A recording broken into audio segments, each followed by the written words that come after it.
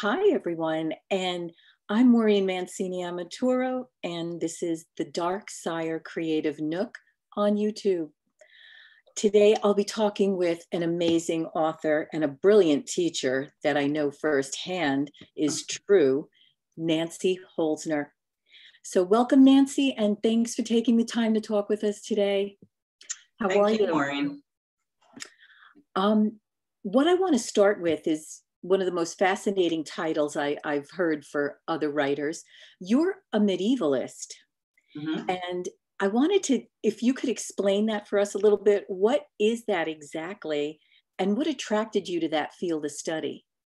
Sure. Well, I'm a medievalist by way of an English department. So I have a PhD in medieval language and literature. Wow. And I will say I have not made my entire career as an academic. I certainly started off that way, but what we do is study and teach literary texts in English from the period from about 800 to about 1500, and try to both make sense of what these texts teach us about the past, and also sort of mine them for what they can teach us about our own time. So one of the reasons that medieval studies is always very much alive and vital is that the questions that we ask of these very old texts change according to our perspective. And the answers that they come up with are kind of endlessly rich and endlessly fascinating. So that in a nutshell is what I was doing as a medievalist. I left academia for personal reasons and focused on writing and editing for quite a few years. Fabulous. So has your fascination with all things medieval been an inspiration in your own writing? Oh, absolutely. There were a couple of things that attracted me to that period. When I was starting graduate school, I was trying to decide, I was almost at opposite ends of literary history. I was trying to decide whether I wanted to be a medievalist or whether I wanted to be a modernist, sort of first half of the 20th century. Well, that's an extreme, right? Yeah. And I took a course, we were required to take a philology course, something about, the history of language or the structure and development of language. And I took an introduction to Old English, and I fell in love with the language, with the poetry, the rhythm, and the structure of Old English poetry. And I could not get enough. I took every single course that I could in Old English. And then branched out into Middle English, which really was just a lot of fun. Part of what I liked about the period, sort of as I was saying before, was its remoteness, but it's also, if you follow literary history, you can see how one period and its concerns and its literary forms and so on led to the next. So it's both remote and it's connected to what we do now. So like, for example, in theaters right now is the film The Green Knight, which is loosely, which is inspired by the 14th century poem Sir Gawain and the Green Knight. Starts off pretty close to the original text, but it branches off in ways that speak to some of the aesthetic and some of the concerns of our own time. So it's both medieval and it's modern. And I've always been fascinated by that connection. So in my own work, I have also kind of mined older texts for their sense of mystery, their sense of possibility. One of the things I loved about the medieval worldview was that simultaneously, and when I say the medieval worldview, I'm really talking about Western Europe. I'm not trying to kind of make that monolithic.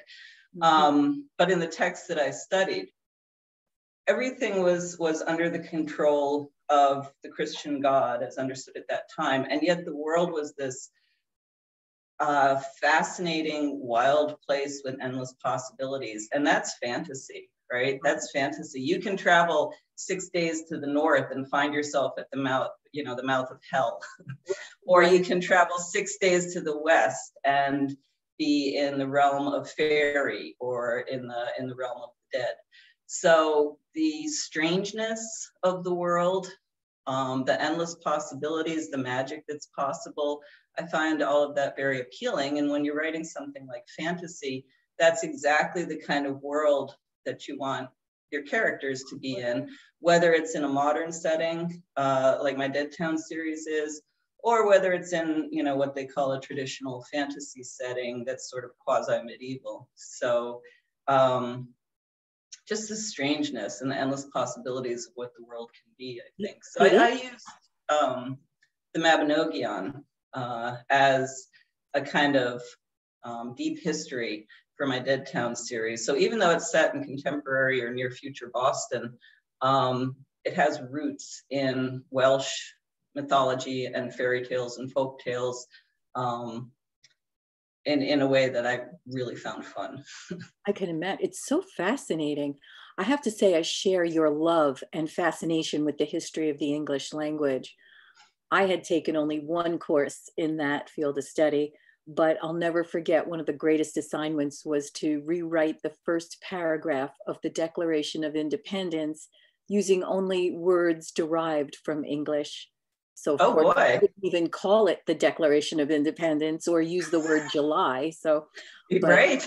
but that exercise in researching the language was fascinating. So yeah, that sounds like a fun and difficult exercise. It was, but it was, luckily the word "the" is of English origin, so we were cool with that. So I want to move on a little bit and talk about your Dead Town series. Mm-hmm. It's a very successful series, and you've combined sci-fi, horror, magic, supernatural, action, fantasy, kind of something for everyone. And that to me as a writer just seems like an amazing task and accomplishment. But did that combination happen organically? Was it deliberate? Did you have a preconceived genre in mind when starting the first book in the Dead Town series? Mm-hmm. At the time, urban fantasy was really popular, and I was reading urban fantasy almost exclusively. And I've always found that a very fun genre because it's so broad. It encompasses, kind of like you were just describing, everything from kind of light romance-inspired romps to pretty dark fantasy, bordering or sometimes crossing that border into horror. And I was just in love with that genre. So I think that what you described definitely happened organically. I always kind of tilted toward the darker side of fantasy, but then I found as I was writing that kind of comical moments and situations would arise. I mean, the very opening scene of Dead Town shows my protagonist, Vicky Vaughn, who is a shape-shifting demon exterminator, trying to kill some nightmare demons in a client's dreamscape, but she's been accompanied by, or trespassed on really, by her teenage zombie apprentice who just, everything goes to hell while she's trying to do this job. And so I was not expecting to write funny, but the situation just played out in kind of a comical way. So I think it was all organic. I knew going into urban fantasy that there would be some darkness and there would be a lot of action. Right. So I was prepared for that, but everything else just kind of arises from the characters and the situation. I love hearing that. I mean, we've heard sometimes that our characters tell us what to write or how the story's going to go. And you kind of just gave us a little bit of a personal experience of that. So that's Sure. Pretty cool. What or who inspired you to create your protagonist, Vicky Vaughn, which her name is actually Victory Vaughn, which I love. Yes. So how did she come to be? She was the seed for the whole novel, the whole series. At the time, I was reading an agent's blog where this agent would talk about do's and don'ts in query letters. And Oh, wow. I read a post that she wrote about things that really annoyed her in query letters. And one of the things was the phrase, so-and-so wrestles with his own personal demons. And she hated that phrase because she was like, who else is going to wrestle with your personal demons besides you? Right. And I was like, yeah. That would be a really cool job for somebody in an urban fantasy novel. And great. Honestly, almost as soon as I had that thought, and this sounds, my husband used to say that all fiction writers are a little bit crazy. So it sounds a little bit crazy. But as soon as I had that thought, it was like Vicky stepped forward in my mind, and she was not quite, but almost a fully formed character. I knew she was going to have to be a shapeshifter. I knew the main kinds of personal demons that she would have to wrestle with on behalf of other people. And the story kind of started to coalesce around her. So, and I have found that in every novel that I've ever finished, the characters are not built by me. When a character kind of steps forward, I know that they have a story for me to tell. Wow. So if that doesn't happen, then I either have to kind of let it sit for a while, or move on to something else. But that's how I've always known that my characters were alive, so to speak. Right. So. But also a character's name says a lot about the character, means everything. And I love that you named her Victory, not Victoria. So right. That is pretty cool. Will you be writing another novel in the Dead Town series? I don't have any plans to at the moment. Certainly Vicky's story has closed. I was very happy with the way that her story ended in book 6, which was called Firestorm. I have thought about, Vicky has a niece who at the time of the series is 11 years old, and her niece is starting to develop into a shapeshifter. And I have had thoughts sometimes about maybe writing sort of middle grade, young adult about her story, what it would be like to be kind of not only going through the horrors of puberty, but also kind of learning that you are a shapeshifter, something other than, you know, what you always thought you were, and dealing with that at the same time. But I that's been an idea at the back of my head, but I'm working on something else now. So. Well, that sounds like it would be appropriate for that target reader in more than one way. So yeah, and she was the character's, the niece's name was Maria, and she was a character that I loved. She was another one who just was a whole person almost as soon as I conceived of her. So well, that sounds like it's going to happen. It might. We'll see. I've been trying to write the one that I'm working on now for a while. So we'll see what happens when I get that one off my desk. You know, since you mentioned that, do you want to say anything about the one you're working on? Sure. I love haunted house novels. For a couple of years, that's all I've wanted to read, just ghost stories, one after another after another. Occasionally I'll take a break into something adjacent to ghost stories, like, you know, kind of fairy tales that lean toward horror. And I'm working on a ghost story. It's a New England Gothic haunted house story. The working title is Consumption. And it has 2 threads to it. One is about a woman in the 19th century who was living in New England at the time of what they now call the Great New England Vampire Panic, which had to do with tuberculosis, especially out in the country where, you know, word about germ theory and what caused tuberculosis had not yet penetrated. When a town started dealing with tuberculosis cases and many people started falling sick, they kind of looked back to old folkways. And there are multiple cases during that time of people who would dig up the body of someone who had died of tuberculosis and examine the body for signs of whether that body was leaving the grave and preying on the living. And they would take out the heart and burn the heart. And then sometimes they would even have somebody who was ill with tuberculosis drink the ashes or breathe the smoke as the heart was burning. In a kind of desperate attempt to cure it. Now, these people wouldn't have called them vampires. I think they just thought of them as restless spirits. But it was very interesting because some of the papers, like in Providence, really made fun of this practice and looked down on them. It was kind of emerging science versus old folkways, you know, medicine versus superstition, et cetera, et cetera.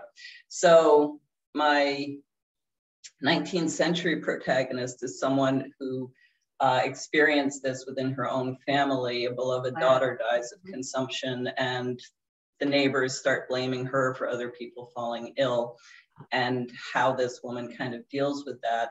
And then 150 years later, another woman moves into her house, and the house is haunted by the ghost of this woman. And it's about grief. It's about longing for connection. And it's about misunderstanding the past. And that's about all I can say about it right now without kind of. I can't wait for this one. I'm having fun with it. Well, if the author has fun, the reader will have fun. So that's a deal. Okay. Okay. You know, I'm fascinated listening to the facts you're sharing related to these like horror, dark stories from our past that find their way into, I mean, fiction that kind of really started in fact, you know. Mm-hmm, mm-hmm. So why do you think that horror, sci-fi, fantasy genres remain so wildly popular? I think there's a few reasons. I mean, the easy one is escapism. That, you know, sometimes modern life can look like a horror show. That's true. So to step away from whatever it is that you're dealing with in your own life and go into something that is outlandish. I think that provides a sort of catharsis that, you know, lets people kind of get away from, you know, whatever they're dealing with in their life.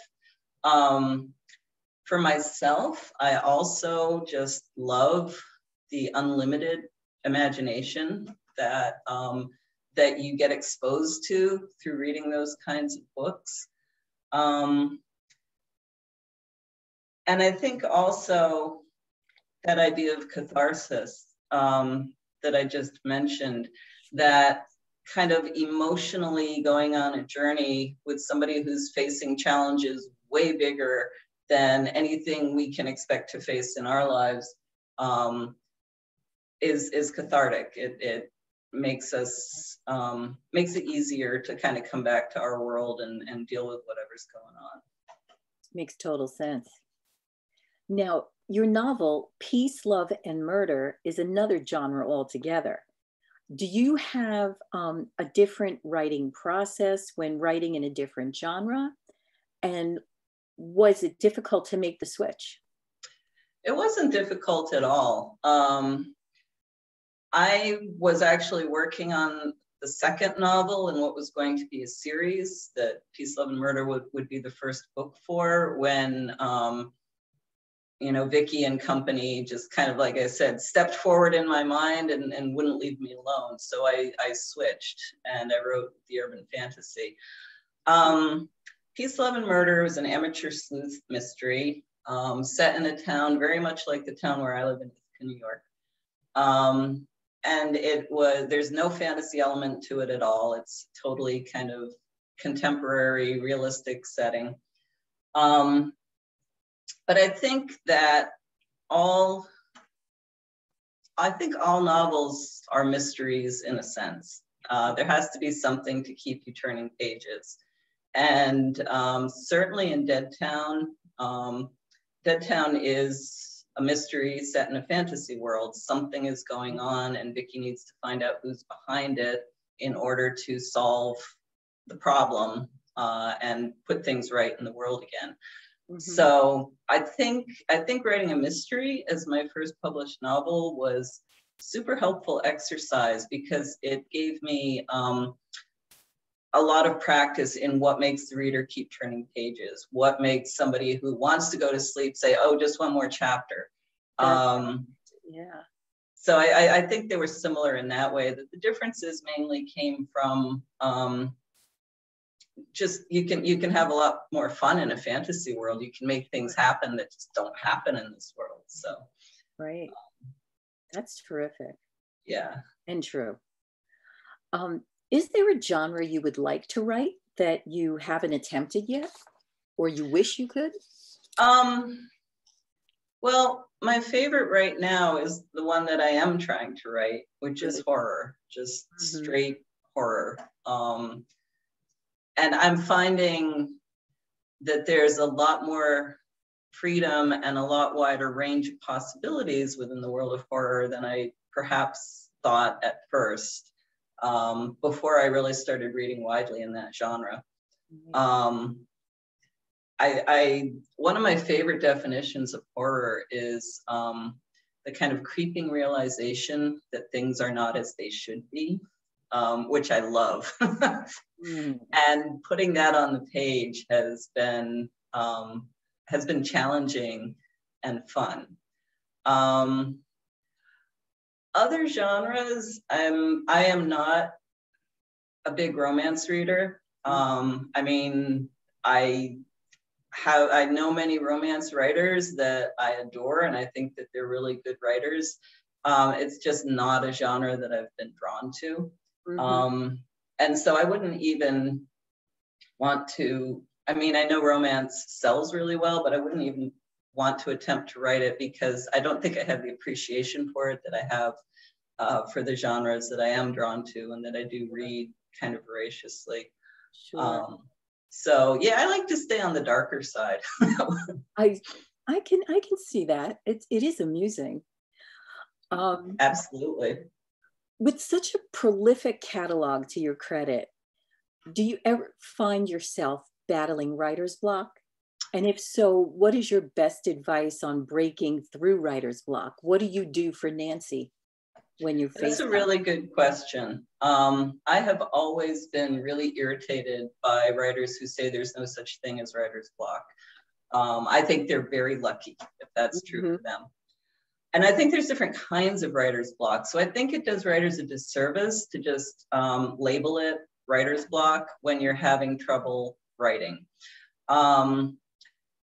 For example, I always used to say that I thought writer's block, and I still think this is true, but one kind of writer's block is when you are in the story, you know what's coming next, you know where the plot needs to go, and all of a sudden you can't make it go there. And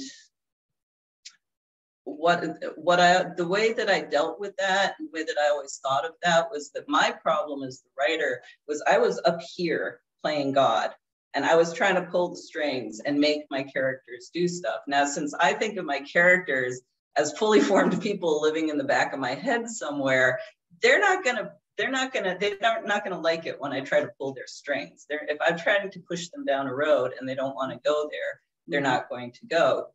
So what I would have to do in that case, and this is metaphorical, but I think writers will probably know what I mean. Instead of being up here playing God, I had to get back down on the ground with my characters. And I had to try to see things more through their eyes, forget about my plan for where things were headed. Where are they on the ground right now? How does the situation look to them? What do they want? What are they afraid of? You know, what's wrong in terms of my overarching desire for them versus what the characters, and if they're real living dynamic characters, they are going to have their own their own ideas about what's going to happen next. True. So that idea of getting out of the clouds and getting down on the ground with my characters, when I was writing the Dead Town series, was really helpful to me. And sometimes that meant I had to kind of back up. I had to reread the last few chapters I wrote to see if there was a storyline kind of developing organically that I hadn't been aware of in my kind of overarching plan. I always found doing that very helpful. I had a different kind of writer's block entirely that was caused by some personal trauma. When my husband died almost 8 years ago now, I found myself utterly unable to write for years. And I had a book under contract at that point. And I missed deadline after deadline. They were very understanding, the publishers, they were very accommodating. But the time was passing, you know, it was the last book in my series, and I was leaving my readers hanging, and all of that stuff just kind of piled on top of me. And I had a really hard time digging out from underneath it. I had started writing that novel at my husband's bedside when he was in the hospital at the end of his last illness. And I think that on some psychological level, I had a fear that if I finished it, I would kind of sever my last connection with him. So that was a lot to kind of deal with. And I found, and it's honestly something that I still struggle with. Mm-hmm. I did finish that book. I did turn it in. I turned it in so late that the publisher, I was so grateful to them that they accepted the manuscript, but they only published it as an ebook, whereas the previous 5 books in the series had been mass market paperbacks. Yeah.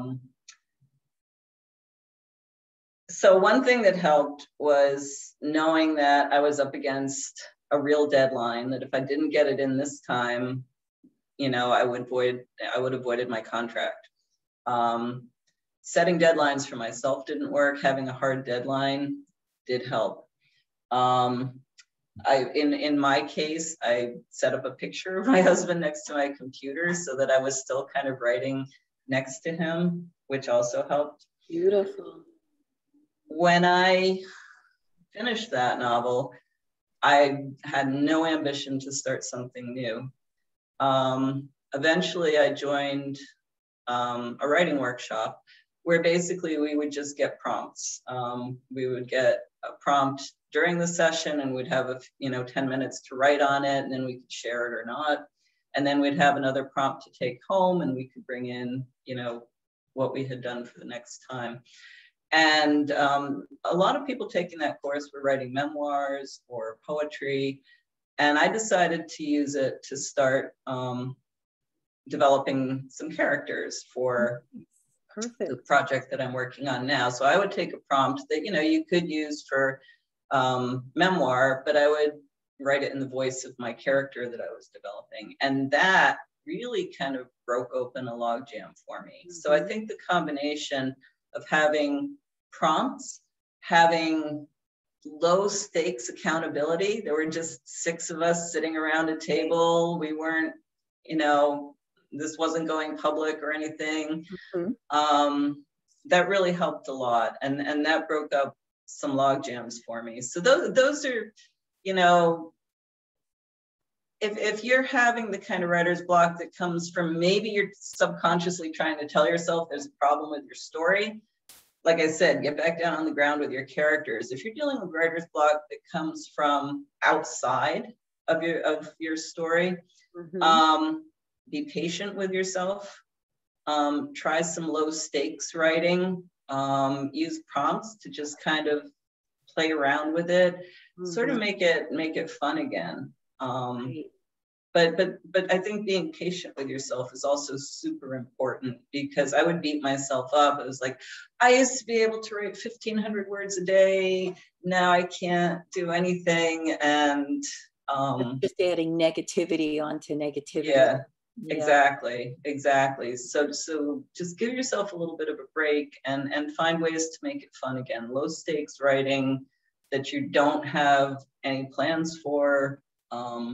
And the randomness of prompts, I think, is just wonderful because I love prompt writing. Yeah. yeah, it just opens up a door in your mind, and there might be, might be an empty room with a dusty chair in there, or there might be full of treasure. You just don't know. I love hearing you describe it as getting down on the ground with your characters, where you're basically saying, see life through their eyes, like Yep. be them, you know. Yep. It's one of the things I tell my students all the time is to be a good writer, you have to be an actor. You have to That's actually become that character and that's feel what great they advice. feel. And then you'll know what they would say, not what you would say. So Right. you kind of have to Exactly. do a little out of body experience there. So Uh-huh. And also know what you would have them say. I it, mean, yes, it's got to be kind of natural to who they are. yeah. So some of the most exciting moments in writing, you can almost feel your stomach drop initially because all of a sudden, I'm usually a loose planner, a loose outliner where I have like main plot points that I'm writing toward. And sometimes if the story takes a turn that isn't headed where I thought it was, it can be a moment of like fear, like, uh-oh. But then if you run with it, that's some of the best moments in writing. It's some of the best scenes that you write because it's coming organically from the story, not from the map that was in your head when you started thinking about what the story might be. Exactly. I guess I've considered myself a character-driven writer. So that's why sometimes I surprise myself because I do that out of body experience, become that character. I don't know what they're going to do, and just kind of go with it. One of the other things I love this quote. It's from Groucho Marx, who, with all that he accomplished, when asked what he did, he considered himself a writer, not a comedian, not an actor. Mm-hmm. And he once said in an interview, and it might have been with Dick Cavett, I'm not sure, Mm-hmm. if you have a good character, you have a story. Yeah. So that's his point of view, just sharing. I was going to ask you more about what you like to read, but you covered that very well earlier on. So I want to ask you then to go into the big question. What's your advice for emerging writers? Well, that links to the question about reading because I think one of the first things is read. Read in your genre and also read more broadly. Any emerging writer has heard that advice, but it's I think the best piece of advice that you can get at the beginning of a writing career. I can't tell you the number of people who, have said to me when they find out that I'm a writer or that I teach writing, oh, I want to write a book. And I'll say, well, what kind of stuff do you like to read? And then they say, oh, I don't have time to read. Wow. So getting ready to write my current project, I read probably for a year, nothing but haunted house stories and ghost stories of various kinds. Because it, just like I was reading, and again, not on purpose, I was writing a mystery at the time, but I was reading urban fantasy because I enjoyed it so much. It gave me a grounding in the genre that I wanted to write in. So if I did someday have an ambition to write romance, I would spend a year reading nothing but romance, Right. because you can't know what the expectations of a genre are unless you read that genre. You can't know how to go beyond the expectations or the tropes or the cliches of the genre unless you read it. But also read outside. Sometimes once I'm ready to write, I will put aside what I've been reading, say the haunted house novels, and I will pick up something totally different because that way the voice of my own novel can start to emerge and I'm not kind of subconsciously copying whatever voice I happen to be reading at the time. So I will read nonfiction for a while, or I will go back and read, because because I do have a PhD in English, I have read very widely throughout literary history. So I might go back and read my favorite haunted house novel, which is Wuthering Heights. And it's so different from what I'm trying to write, but it also, I don't know, it energizes what I'm trying to do. So make sure you're a reader before you try to be a writer. Myself, I'm somebody, I have friends who are writers who love writing the first draft because they say it's play, they can do whatever they want, it's full of surprises, which is great. That is not my experience with the first draft. I have a struggle every day with the blank page. For myself, once I have a draft down, that's when it becomes fun for me, because it's like, I know I have my clay and now I can start really shaping it. Mm-hmm. So for beginning or emerging writers, if you have fun in the first draft, that's great. You're doing exactly the kind of low stakes, fun, open the door writing that I was talking about before. If you struggle with the first draft, don't give up, because once you have something solid to work with, you can shape it. I still find myself after 7 novels getting frustrated with myself because I feel like what I'm writing on a particular day is full of cliches and isn't alive. And that can bring me to a grinding halt still. So a piece of advice is don't let yourself do that. Right. Going. Read widely and keep going. I think those are the 2 main things that beginning writers need to know. Totally. Well, we are just about coming to the end of our time together. So great. I wish we could go on forever. It's fascinating speaking with you. So I want to say how much I've enjoyed talking with you, and thank you for the time you've taken with us at the Dark Sire. And I appreciate how generous you are with the knowledge you have to share, and there's a lot of it. So, and you're very supportive to other writers, and that we're such a community of camaraderie, we writers, right? Absolutely. So, yeah, so we're definitely looking forward to reading this haunted house novel coming up. And thank you, Nancy. So thank you, Maureen. It's really been a pleasure. Great. So thanks everyone for watching, and remember to like, comment, and share this interview so we can help others hear about Nancy Holzner, Dead Town series, Love, Peace, and Murder, and stay on the watch for the new one coming with the rest of us. And this has been the Dark Sire Creative Nook. Bye, everyone.